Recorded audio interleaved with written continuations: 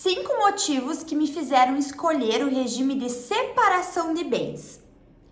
Me chamo Caroline Kuzman, sou advogada especialista em Direito de Família e Sucessões e esse é mais um Casos de Família. O regime de separação de bens geralmente é mal compreendido e criticado pelos casais, mas eu vou te explicar como essa pode ser uma opção extremamente vantajosa.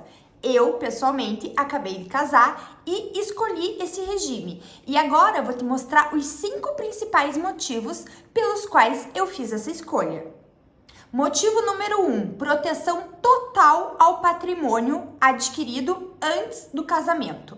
O regime de comunhão parcial de bens, que geralmente é o regime escolhido pelas pessoas, ele tem muitas nuances que os casais desconhecem completamente e ficam espantados quando chegam aqui no escritório na hora de um eventual divórcio. Eu vou citar um exemplo. Por exemplo, a gente tem que no regime de comunhão parcial de bens, os bens adquiridos antes do casamento não são comunicáveis, então a pessoa não se preocupa. Porém, ela desconhece que os frutos desses bens são comunicáveis. Vou te dar um exemplo. Se você tem um apartamento que você adquiriu antes do casamento, você está tranquilo. Esse bem não será partilhável. Porém, os aluguéis desse apartamento serão sim partilháveis. Então, essa proteção total ao patrimônio foi um dos motivos que me fez escolher esse regime. Segundo motivo, participações societárias. Para quem me conhece sabe, eu sou sócia de um escritório de advocacia, meu marido também possui uma empresa e para quem tem participações societárias, na grande maioria das vezes, há exceções, a gente indica o regime de separação de bens, porque torna muito mais fácil um eventual divórcio. Você já imaginou como seria um processo de divórcio com 2 empresas? Seriam no mínimo 10 anos de processo e 5 anos para fazer a avaliação dessas empresas. Mas aqui há quem diga, mas a minha mulher, ela tem uma participação societária e eu vou ficar totalmente desprotegido? Não, você pode ficar tranquilo que existem 1001 maneiras de dar uma proteção para aquele cônjuge que a gente entende ser um pouco mais vulnerável, independente da situação. Mas sobre isso eu vou falar num próximo vídeo. Terceiro motivo, a personalização. Quando você opta pelo regime de separação de bens, você é obrigado a fazer o pacto antinupcial, que nada mais é do que um contrato que prevê o regime de bens e pode ter diversas outras alterações.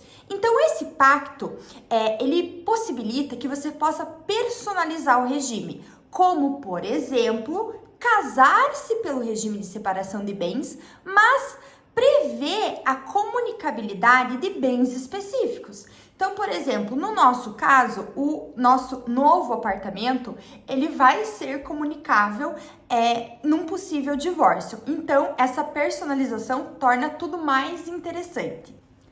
Quarto motivo, e esse é o preferido do meu marido, independência financeira. Hoje em dia, os casais, eles têm perfis de consumos muito diferentes, né? Então, cada um resolve investir o dinheiro advindo do seu trabalho de formas diferentes. Uns optam por poupar mais, outros optam por ter mais qualidade de vida, ter um padrão de consumo um pouco superior.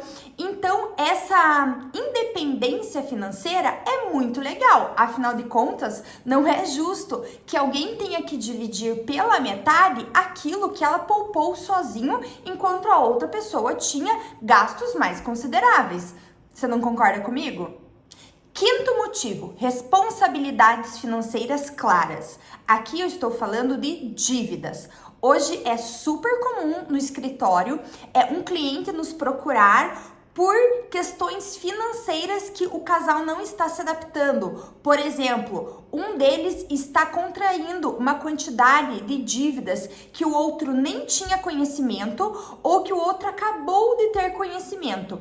Então, essa responsabilidade limitada, ou seja, você é responsável pelaquela dívida que você adquire, é mais uma vantagem desse regime. E agora, você não acha que esses motivos fazem total sentido?